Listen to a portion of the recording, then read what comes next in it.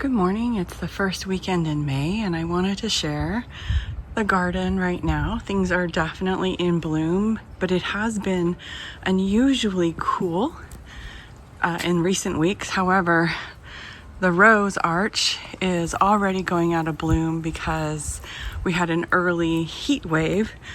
So it bloomed early and now it's going out of bloom. But pincushion flowers and foxglove, I believe that's comfrey right there, are all looking really nice.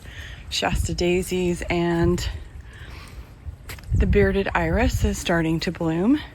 On the other side of the path, the meteor shower verbena has come back and started to bloom, which has been a nice surprise.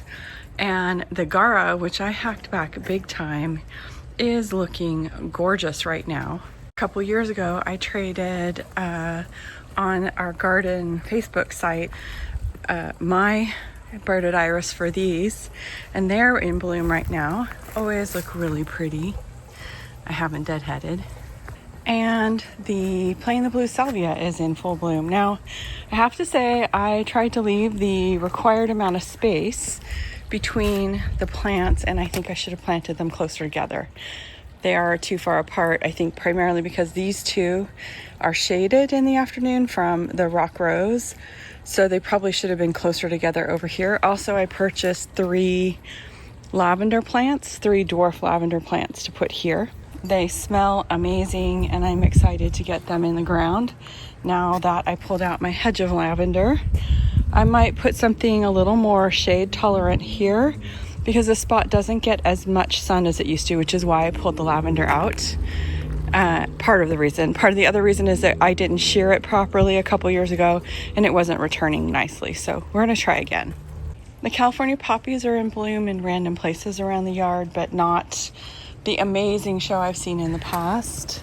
I think my effort to kind of get rid of the uglies when I was this last spring resulted in a real loss of the poppies. Also, some of the poppies came out super early because of the heat wave, and I was disappointed to see just like the lack, because like these aren't even ready to bloom yet.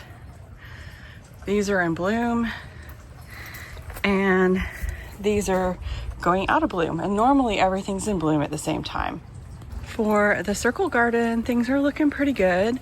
The blue marvel is returning and the white swan echinacea is coming back, but I don't think they get enough sun here because the sunshine ligustrum blocks the sun. I am tempted to try tree forming it. I saw something on Linda Vatter's channel about tree forming a sunshine. If it doesn't work, I feel like it might be a risk worth taking. These are the cages I bought to grow the Purpurea echinacea that really flopped a lot last year. I was trying all kinds of methods to prop them up. I don't think these cages are really going to work. I have had to come out regularly and lift the leaves through here to help them all grow in the same direction, because as they come through this lattice, it breaks the leaves like this one here. I will not do this particular lattice again. I think it has to be just a circular cage or support with no central like bullet target lattice. Do you believe that these are echinacea seedlings? Apparently they do go to seed pretty easily. There are many new babies in this space. This is lyrical white salvia here, and it's awfully yellow. We have had a lot of rain this year, so I suspect it's waterlogged. Not positive, but I suspect it. This is my little effort to create a position of interest here. This is the candy corn spirea and a purple pillar rose of Sharon. I've had a couple of weird things happen because I moved these a couple years ago. The candy corn spirea is finally blooming. It has not bloomed nicely since the first year. And the purple pillar rose of Sharon totally splayed out as a result of the rain. So I have it all tied up on a post here, trying to hold this up kind of lightly so that it'll start growing upwards again, but it was completely splayed over the pathway, and I tried to lift it up and then it splayed the other way, so I ended up adding a stake and twine to hold it together. In this little alcove spot, the pot with the Russian sage, traditional Russian sage, survived the winter, looking okay. The bearded iris is returning, the fortnight lily blooming, and I have a geranium over here. I think it's an American geranium, maybe. It's also in bloom. It always looks really good. It's done really well here. I need to get some mulch over here, but overall, and I need to deadhead, right? That needs to happen. But overall, it's looking pretty good. At this point in time, this space is just random things that I purchased that didn't work in their spots. Traditional Russian sage, a lantana, salvia. I think this is called skyscraper or something like that. This is self-seeded alyssum. California poppies that self-seeded, and I randomly seeded some foxglove over here a year ago, and it has returned in this spot as well. So no real plan here. This is kind of a mishmash of what didn't work in other places in the garden in the past, and I didn't want to waste the money. For the circle garden, I haven't planted the annuals yet. I just haven't seen what I wanted at the garden center. I did receive a gift card from Proven Winners for Christmas that I haven't used. I was overwhelmed by the fact that what I wanted to order, I would have to order in waves because they have a very specific way you can order. So if I wanted something delivered in mid-April, I couldn't just get everything in mid-April. I had to order in sections as it became available, which seemed awfully costly for shipping costs to me, so I didn't order anything. Here I have 3 of the Atlas roses. All 3 have done their first bloom and are getting ready to put out their second bloom. This is a Laurel Pedalum that I purchased last year. The color is not spot on, and I've been meaning to talk about this. It's a little muddy looking. It's not the deep red of traditional. And when I talked to the people at Green Acres, they explained that it's getting too much sun right now. So I'm waiting for this tree to get bigger, and then hopefully this will have a deeper red during the summer to provide some nice contrast. Of course, the lemon coral sedum is in bloom again this year. It does not, for me, it doesn't look good in the second year. I'm not sure I will buy new lemon coral, leave this and cut the blooms off.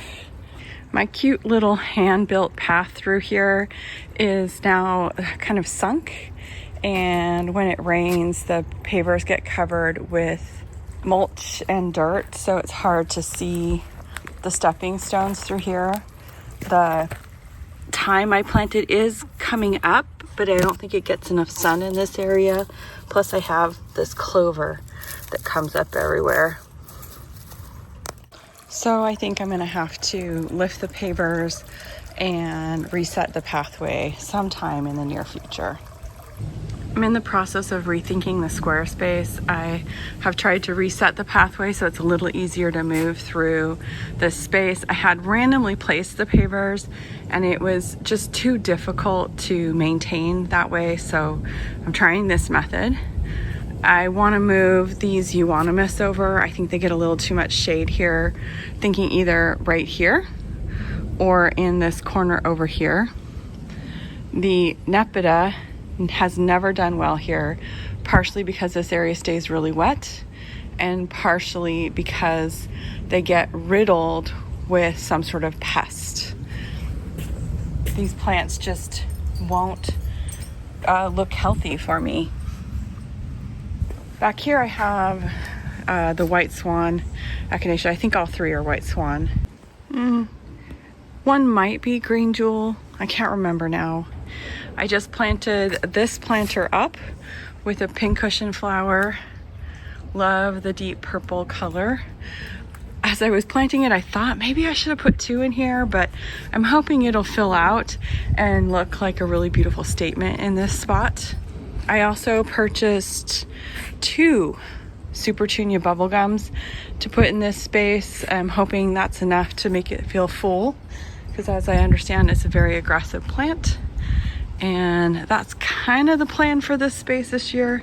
On the east side of the house, the Peruvian lily is in bloom. Have a few blooms on the white begonias, and this clematis is still producing blooms. The one in the main garden has already bloomed out, I think because it got a lot more sun. And this hydrangea is starting to form flower heads. Happy about that. This one has not, usually doesn't form them for a while. Here on the other side of the path, the Catalpa is also blooming and looking really pretty. My azaleas are out of bloom. I do think they need to be moved. They just never look super healthy. They don't have a deep green color the way they should.